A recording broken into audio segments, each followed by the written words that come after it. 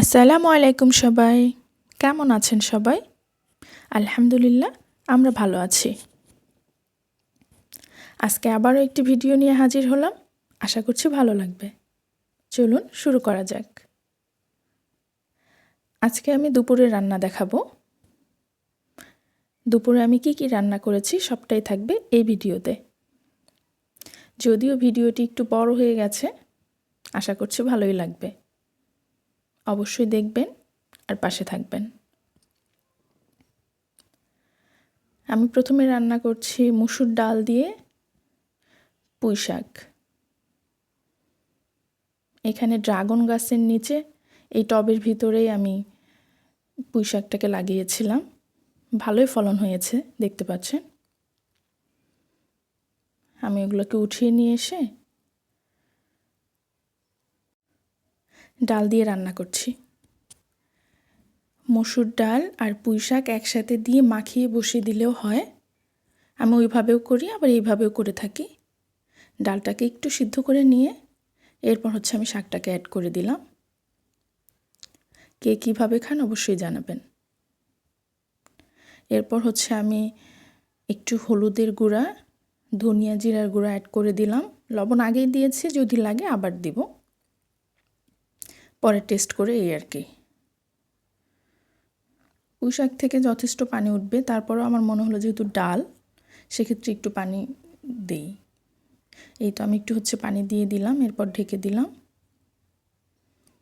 শাকটা হয়ে গেলে আমার ডালটা মোটামুটি রেডি হয়ে যাবে। এবার আমরা ডালটাকে বাগার দিব।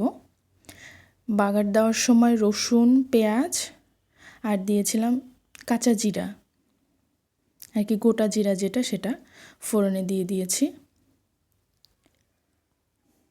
এরপর আমার ডালটা রেডি। দেখতে পাচ্ছেন কতটা সুন্দর কালার আসছে।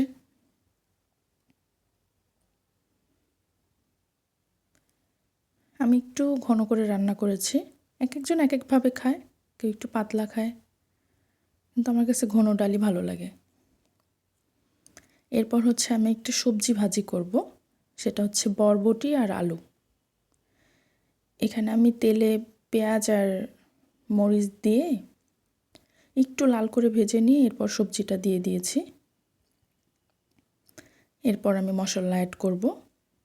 মশলা বলতে তেমন কিছু না, হলুদ, ধনিয়া, জিরা গুঁড়া, এইটুকুই। আর তেমন কিছু বলতে আর কিছু অ্যাড করব না। ফোড়নে অবশ্য আমি একটু কাঁচা জিরাও অ্যাড করেছিলাম, ভালো একটা ফ্লেভার আসে এই আর কি।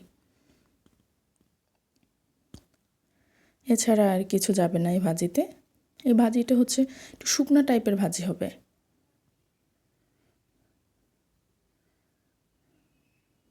আমি চুলার জালটাকে একদম কমিয়ে দিয়ে সুন্দর করে সিদ্ধ করে নেব, কিন্তু গলে যাবে না। সিদ্ধ হবে কিন্তু একদম গলে গলে এই টাইপের হবে না, ঝরঝরে ভাজি হবে। এই ভাজিটাও খুব মজা হয়।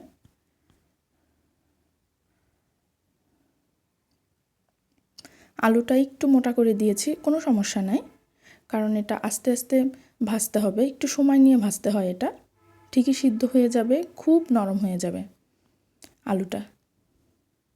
এভাবে ট্রাই করতে পারেন, খুবই মজা হয় এটা। দেখে মনে হবে আস্তই রয়ে গেছে, কিন্তু সিদ্ধ হবে। একটু কম আঁচে রান্না করতে হয় অনেকক্ষণ, এই আর কি। এরপর আমি মাছ ভেজে নিচ্ছিলাম। ছোট ছোট পুঁটি মাছ এটা। মাছটাকে অনেকটা মুচমুচে করে ভাজবো।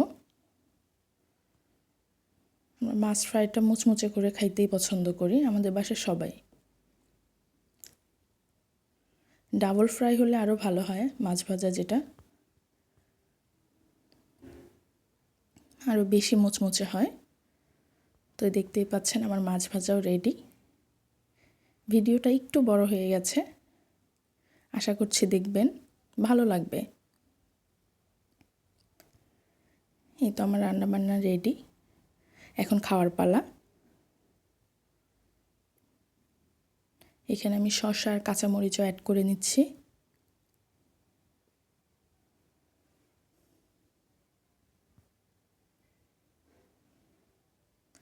এখানে মাছটাও নিয়ে নিচ্ছি।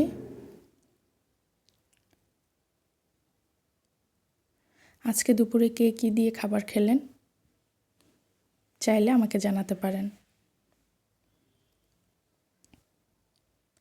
এই তো আমি সবজিটাকেও নিয়ে নিচ্ছি। রান্নাটা খুবই সিম্পল কিন্তু খুবই মজা হয়েছিল। মাঝে মাঝে এইসব খাবার খেতেই বেশি ভালো লাগে। ধন্যবাদ সবাইকে। আল্লাহ হাফেজ।